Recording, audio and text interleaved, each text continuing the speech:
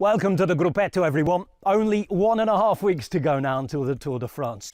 Prep done, nationals remain, so let's see how those final warm-up races went.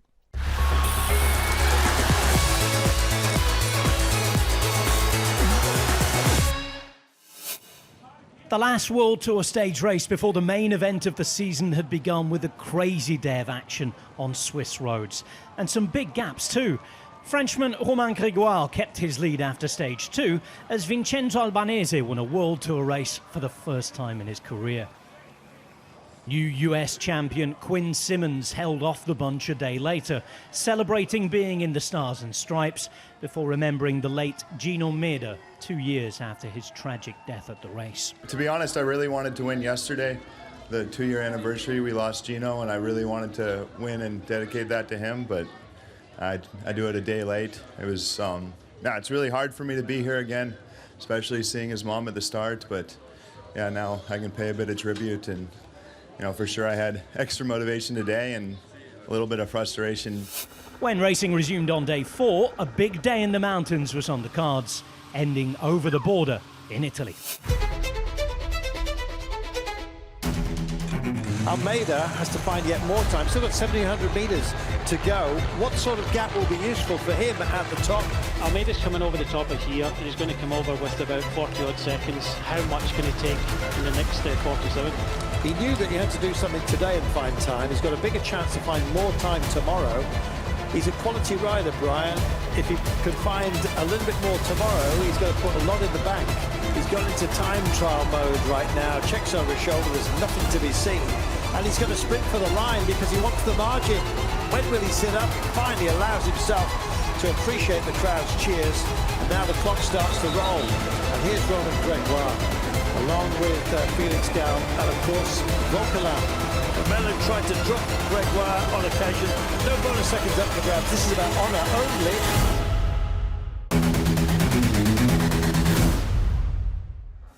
So, João Almeida had started chipping away at that 3-minute 23-second deficit, taking over a minute back on the overall lead. That was still held by Grégoire. Another day turned into another opportunity to haul himself further up the standings. The stage in the Ticino region back in Switzerland was won by promising Scottish rider Oscar Onley. But right on the wheel was Almeida. Grégoire had cracked. However, with 3 stages remaining, there was another young French star now in the lead. Tour de France stage winner Kevin Vauquelin was the man in charge. And it remained that way as Jordi Meeus took a sprint win on day 6 for Red Bull Bora Hansgrohe. That meant Vauquelin was just 1 weekend, 2 days away from winning the Tour de Suisse and becoming the first Frenchman since Christophe Moreau to win a World Tour stage race overall. 18 long years had passed since that 2007 success. No pressure, eh? He's got, he's dropped 2 bike lengths. Can he pick this one up? Here he comes, he's coming up and over the top. And this is where he tries to shock Almeida. And he's caught him napping. Oh, what a beautiful piece of work. Dropped off the back there. Well, we talked to you about the strategy, and it's working absolutely perfectly for him by the looks of things. It's Onley that's going to get the 6 seconds bonus, unless Almeida can come round Onley. This is about putting the fire out at the moment. It's been set by Vauquelin, and he's going to extend his lead overall if it stays like this. Onley's getting back to him with 150 metres. Here comes Almeida. He's not finished just yet. Oh, Almeida's going to get it on the line. I think it's going to be on the throw between the pair of them. What amazing stuff this is. Only himself would like bonus seconds. 10 seconds it goes to Almeida. 6 seconds to Onley. 4 seconds bonus to Vauquelin. Despite the second Almeida stage win, Vauquelin was still in yellow. 33 seconds the advantage over the Portuguese going into the final stage, a 10-kilometre long mountain time trial. Almeida needs to get within sight of Julian Alaphilippe. He's got a 33-second deficit on Kevin Vauquelin. Race of truth, and the truth is that João Almeida has been brilliant. The most important day of his professional career so far. Oh, he means business. João Almeida comes in here. Is he going to take green from Gall here at this point? Almost exactly the same time. To say so, Brian, he looked like he was putting an awful lot into that first part of the run, and I just hope he doesn't have a deficit late on. But João Almeida, not to be denied, not for a second time. It doesn't matter how you knock me down, I'm coming back at you. Buckler, fourth on the day as it stands at the moment, but more than that, second overall. Beautiful victory for Almeida. So the French wait goes on, but the Portuguese stage race star who took the title has improved comprehensively this season. His numbers are said to be better, but whose aren't in this era of seemingly never-ending improvement. In this form, however, what can he bring to Tadej Pogačar? Now, last week we talked up Pog, but perhaps thought that the rival team looked stronger. Do you think that João Almeida's form this week changes how balanced or not those scales look? Let us know in the comments section below. Now in Denmark, a brand new pair of one-day races took place for the first time ever. The Copenhagen Sprint is one of the Tour de France Grand Depart's legacy events, hoping to keep a yearly summer appointment with some of the world's very best riders. On Saturday, the women's race lived up to its name, with a sprint won by the all-conquering top sprinter in the world, Lorena Wiebes. The European champion's third win in her last 3 races was against Elisa Balsamo, who was second, with another Italian, Chiara Consonni, ending the day in third. Sunday saw the men's peloton take on the new event, which had received a bit of criticism for alleged dangers on the route and a sack full of crashes the day before. The second race also ended in a bunch finish, with Jordi Meus taking his second win of the week.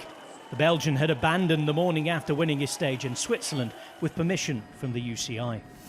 The other bit of news from the Danish capital was the large number of points picked up by Cofidis in their fight against relegation. 315 points were scored by the squad, with the new event taking place. Oscar Onley's GC podium for Picnic Postenel in Switzerland, however, was worth 325. So it's Cofidis who stay in the relegation zone, but less than 300 points separate the two squads.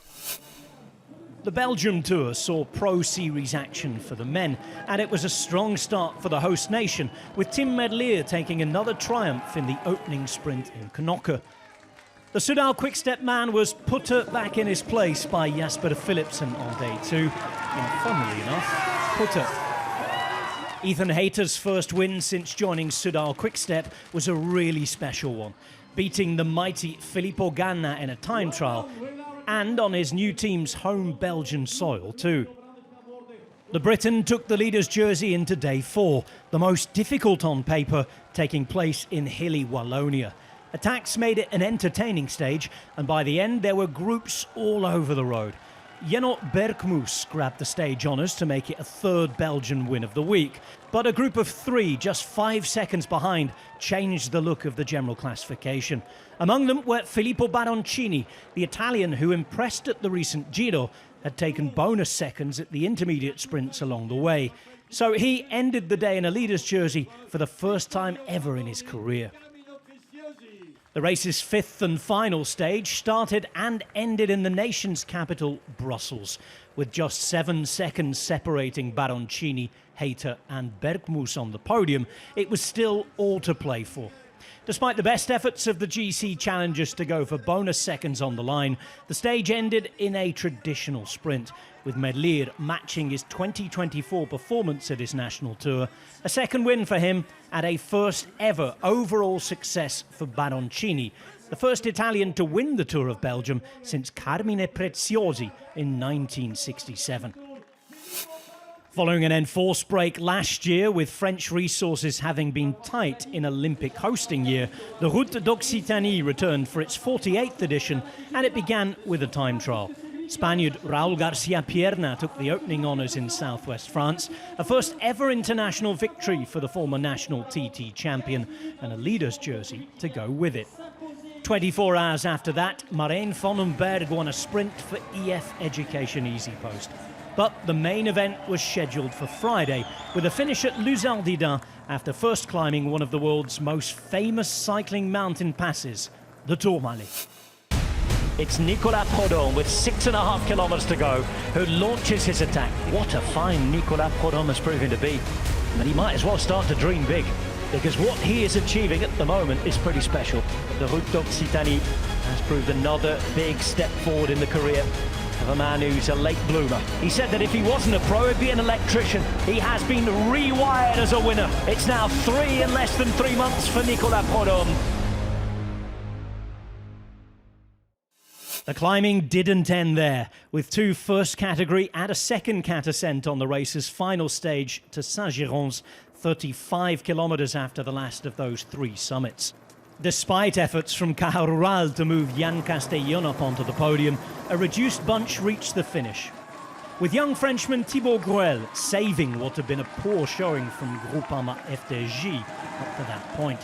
In the meantime, Nicolas Prudhomme secured his first ever general classification victory. Just over the border in Andorra, the Andorra Clàssica is another new one-day event. And as it could only be, given the terrain in the Pyrenean microstate, this was going to be one for the climbers. The final climb was the 12-kilometre-long Coll de la Botella, above La Massana, home to many of the riders competing. A few of those adopted locals fought out the win, with Enric Mas attacking and Matthias Skjelmoser responding later on after briefly having been dropped. The Dane finished things off ahead of Spaniard Cristian Rodriguez, with Mas down in 3rd. Such a busy week of racing again. And we're going to leave you to digest that and leave it there this week, but we have some very big news. From next week, you'll also be able to see the Gruppetto on the telly as well. In addition to our weekly appointment here on YouTube, we'll see you each Monday evening on TNT Sports. Our first show of the next version of the Gruppetto will preview both the men's Tour de France and the women's Giro D'Italia. So we hope you can join us then. See you next week. For now, enjoy the weather. Goodbye.